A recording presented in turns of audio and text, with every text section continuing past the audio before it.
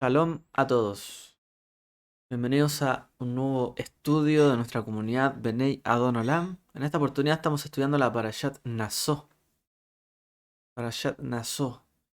Y además, al ser el Shabbat previo a Shavuot, se le llama Shabbat Kala.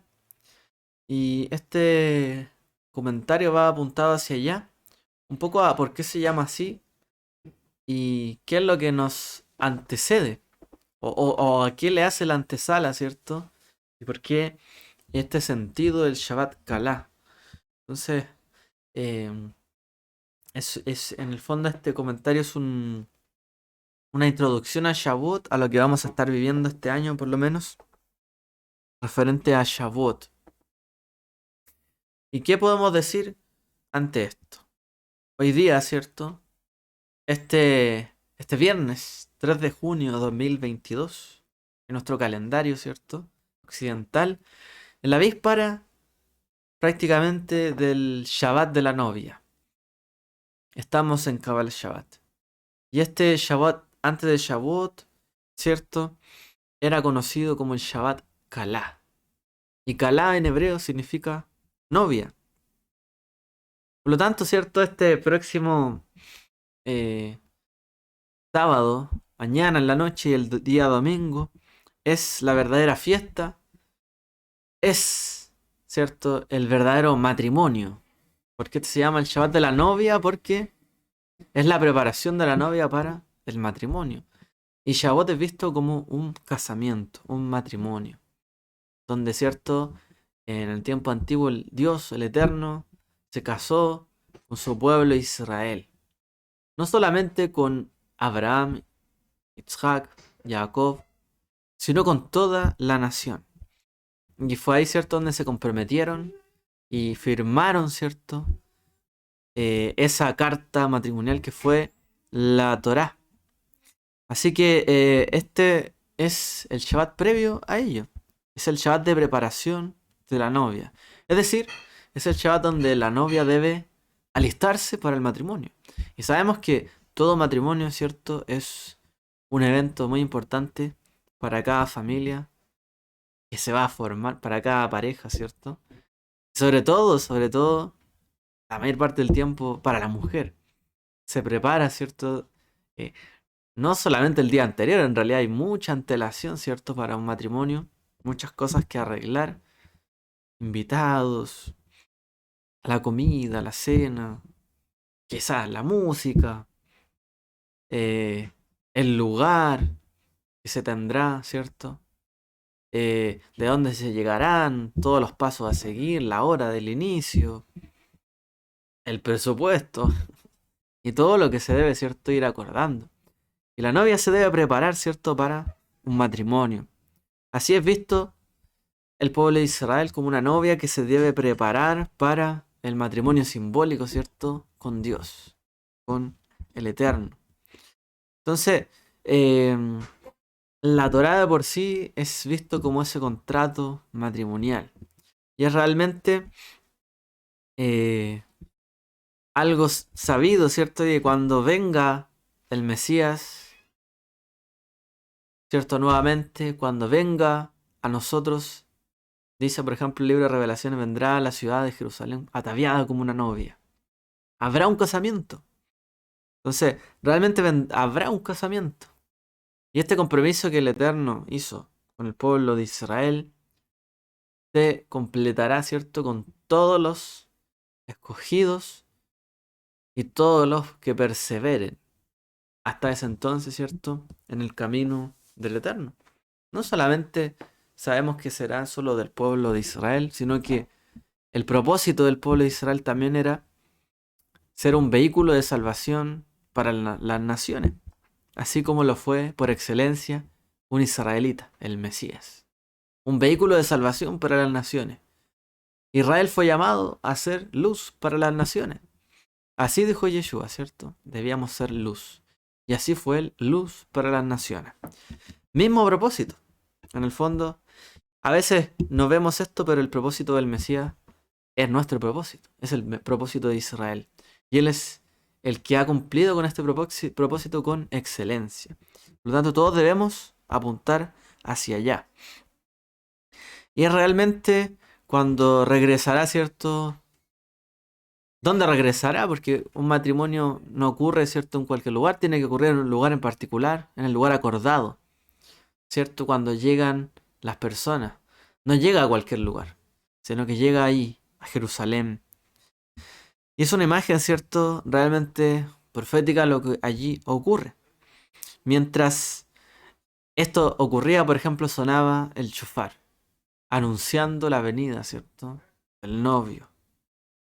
Esta imagen del matrimonio es una escena, ¿cierto? Que es parte de la tradición que nos enseña qué es lo que ocurre en Shavuot, en el fondo, ese matrimonio. Hay un gozo que se ha estado acumulando, una ansiedad, un gozo, una alegría. Está ahí. Se acerca el día del matrimonio, ¿no? Y se cuentan los días para ese momento. Porque el día, ¿cierto?, va a llegar. Y uno está contando ya cuánto quedará, cómo nos estamos acercando. Porque ese es el día del gozo completo. Nuestro completo gozo frente a Dios. Un gozo cierto que nos llevará a unirnos a Él. El gozo, ¿cierto?, de Shavuot es eso. Unirnos al Creador, unirnos a Él. Ser uno con Él, como Yeshua dijo. Antes de partir, su gran oración era que fuéramos uno. Como Él y el Padre eran uno. Que todos fuéramos uno. Y este es el momento, ¿cierto?, donde somos uno. Shavuot, con el Padre. Una sola voluntad.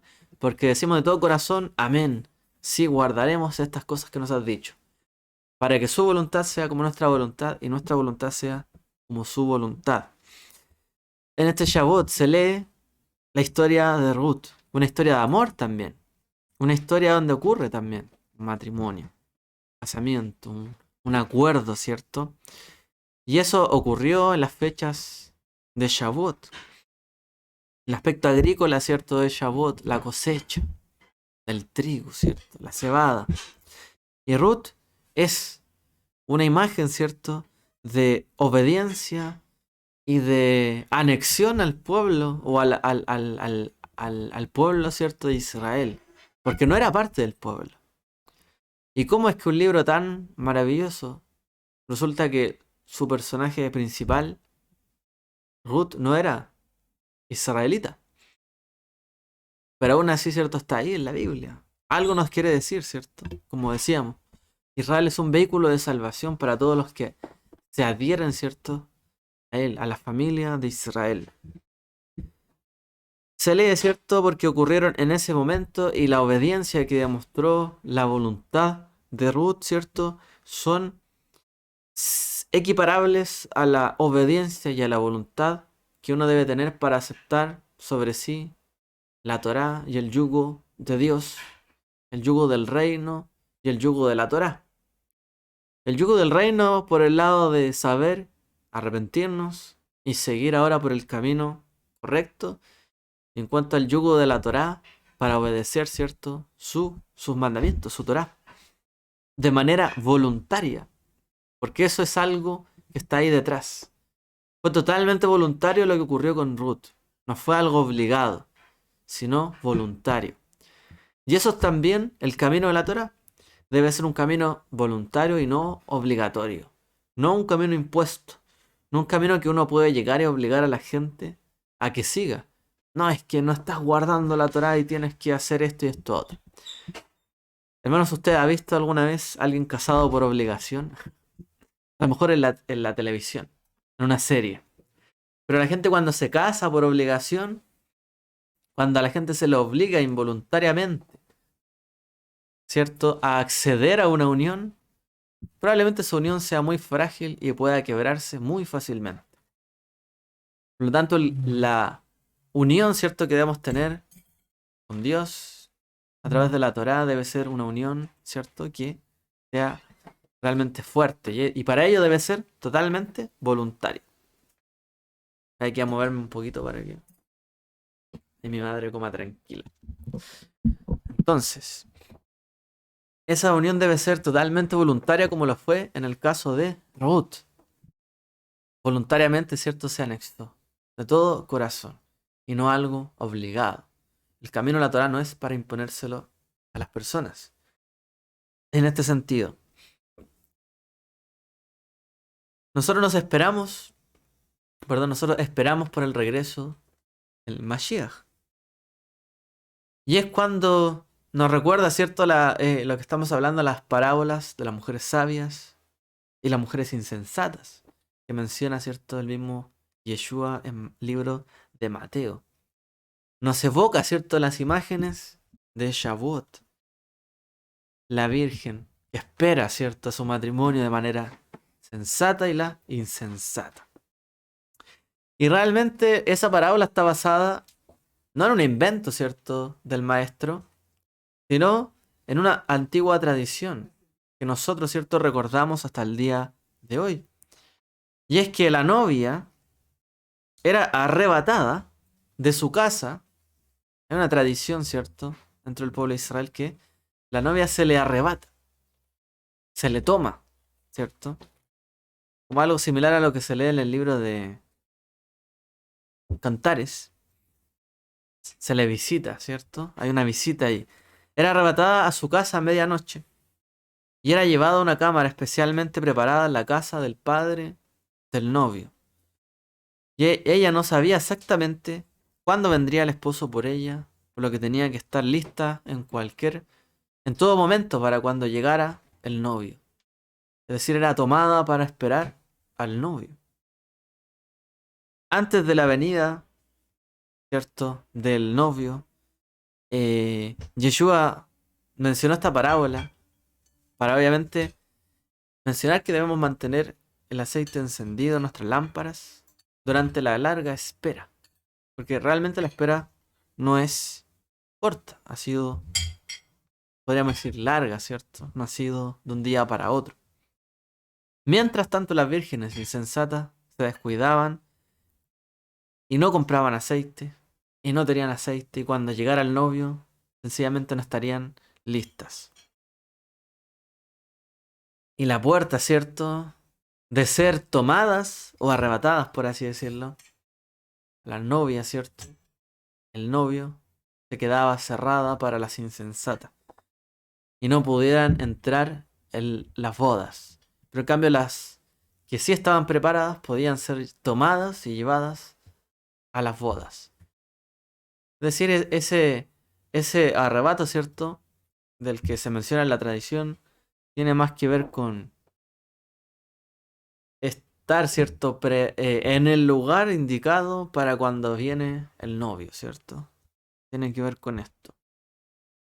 Eh, También, ¿cierto? Las vírgenes prudentes de la parábola no solamente tenían aceite suficiente para mantenerse ahí a la espera, sus lámparas, sino que también tenían provisión, tenían más incluso de lo que quizás estaban ocupando o manteniendo allí. De hecho, por eso le dicen unas, bueno, danos de tu aceite, ¿no? Otras querían del aceite. Estaban preparadas para cualquier situación. Es imposible, ¿cierto? Mantener una luz por mucho tiempo si la mecha es muy larga. Es como similar a la vela de Abdalá. Uno tiene unas mechas tan entrelazadas y muy grandes. Y se enciende una vela muy grande, pero bueno, si usted la deja consumir esa vela de esa forma, lo va a hacer rápidamente. En cambio, se puede mantener una mecha más corta. Y es lo que dice la parábola, de hecho, que mantenían estas vírgenes, una mecha más corta.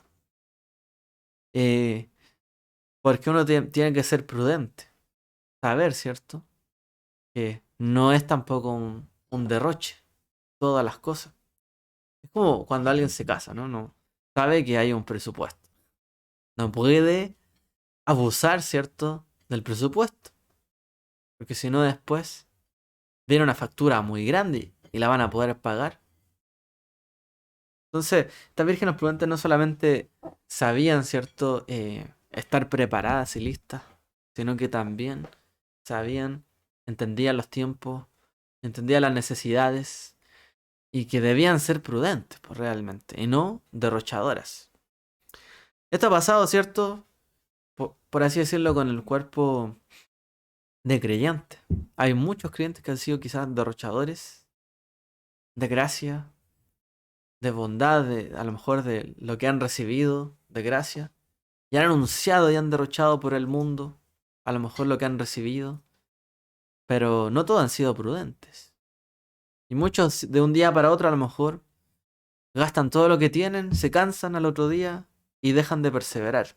Pues lo importante de las vírgenes, mantenían una mecha más corta y el aceite que tenían lo hacían durar, perseveraban, se mantenían. Lo importante, ¿cierto?, es la fidelidad, la constancia. No estar en un momento, me voy a casar y al otro día ya no me quiero casar.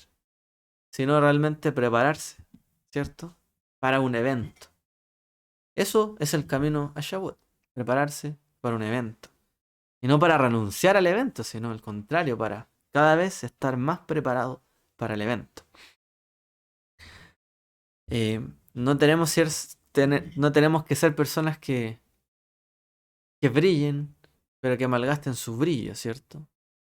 No podemos ser luz, pretender ser luz ante todo y todo ser luz. Y muchas veces esa luz no sirve mucho, o se consume rápido. A veces cuando una persona entrega demasiado y no recibe de lo que entrega, la persona a lo mejor de un día para otro deja de hacerlo.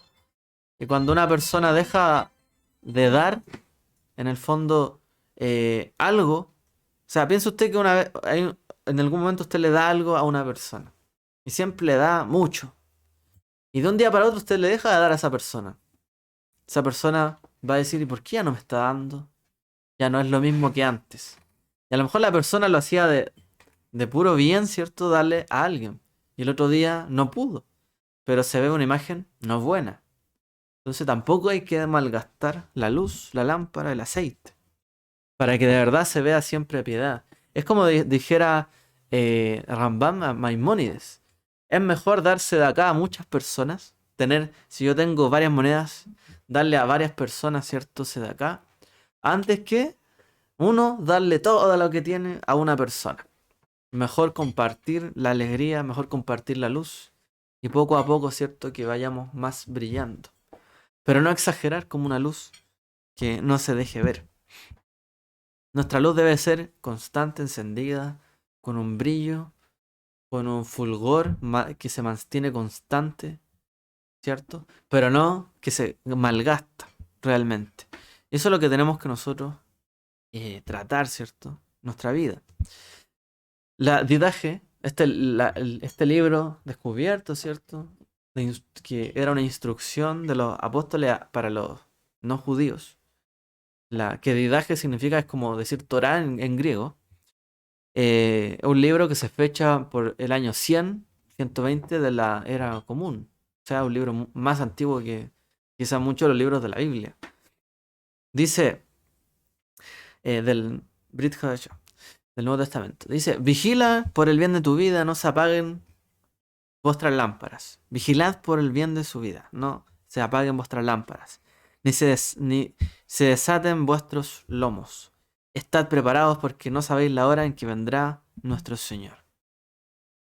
Este día, ¿cierto?, nos recuerda en sí la preparación del día de la venida del Señor.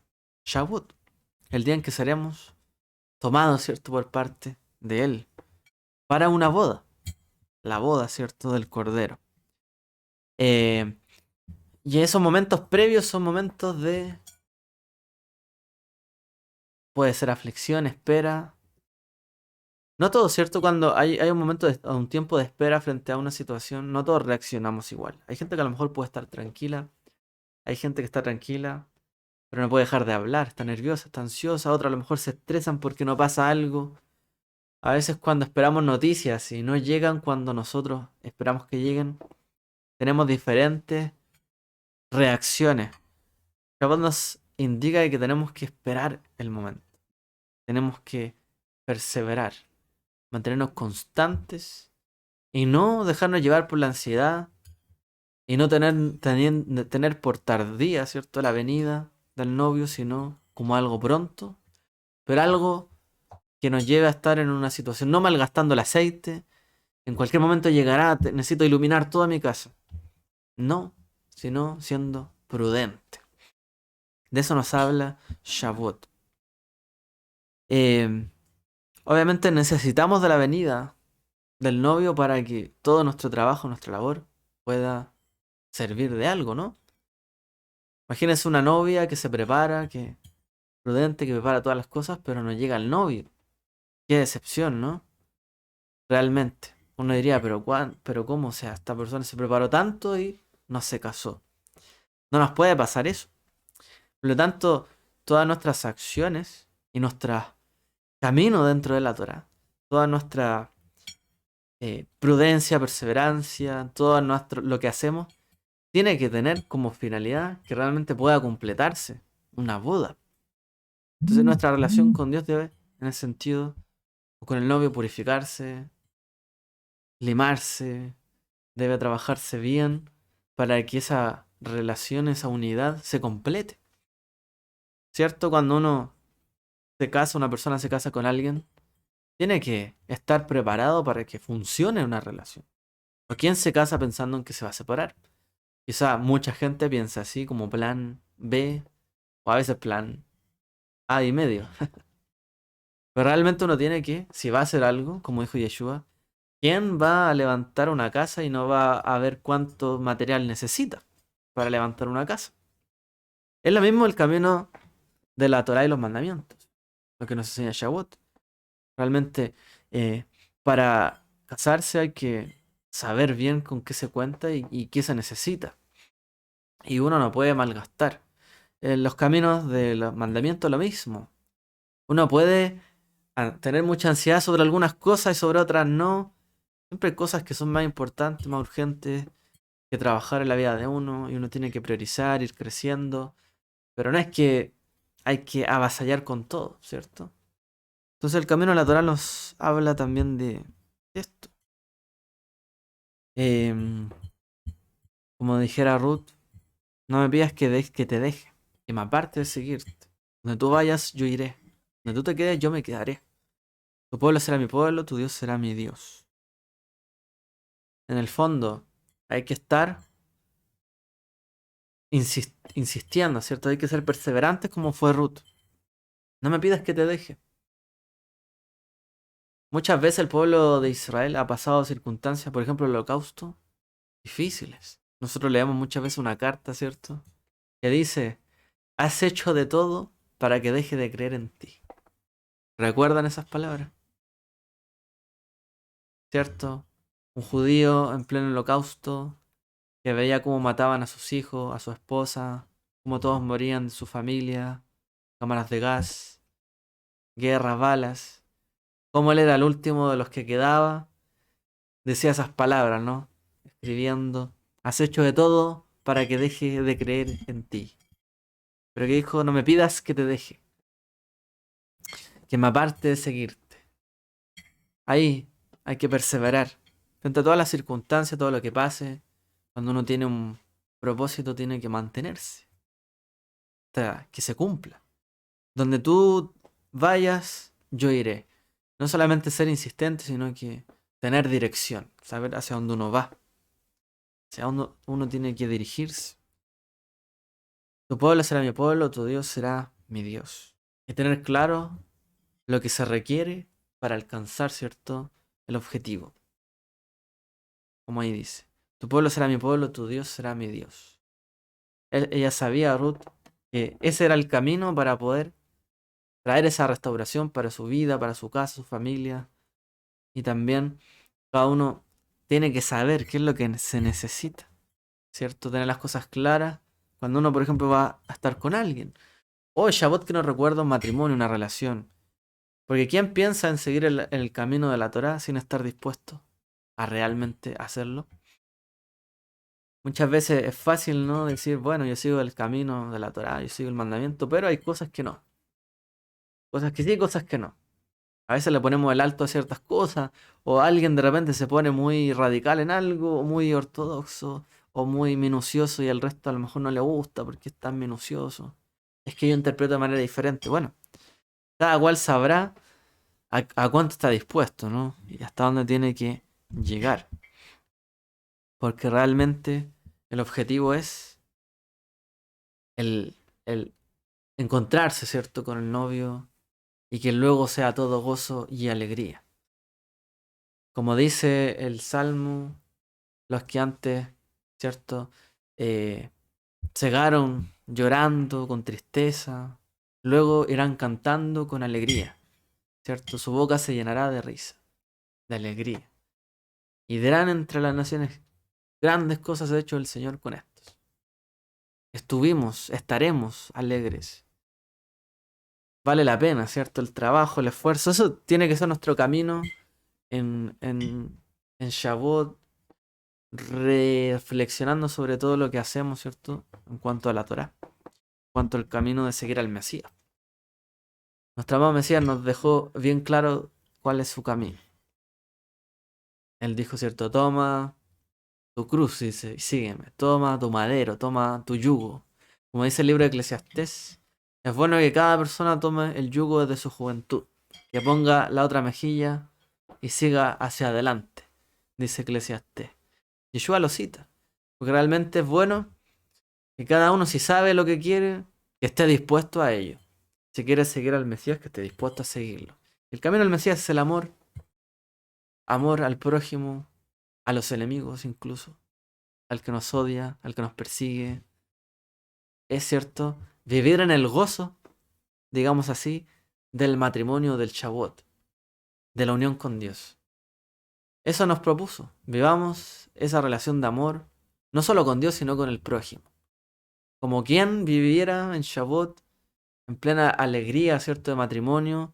Porque en el matrimonio no solo se goza el novio con la novia, sino que se gozan con los compañeros y todos los que están allí. Y es lo mismo que nos pide nuestro maestro. No solamente gozarnos con él, nuestra relación con Dios, sino también con el prójimo, que sea mejor, que sea de amor.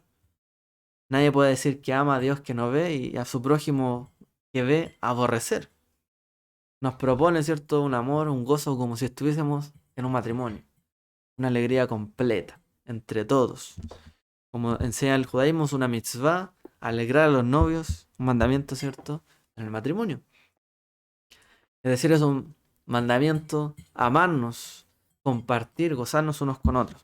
En el día de la unión, Shavuot. Así que bueno, este es el comentario. Esperar que nos sigamos preparando, que sea una buena jornada desde mañana, día domingo, que nos vamos a encontrar.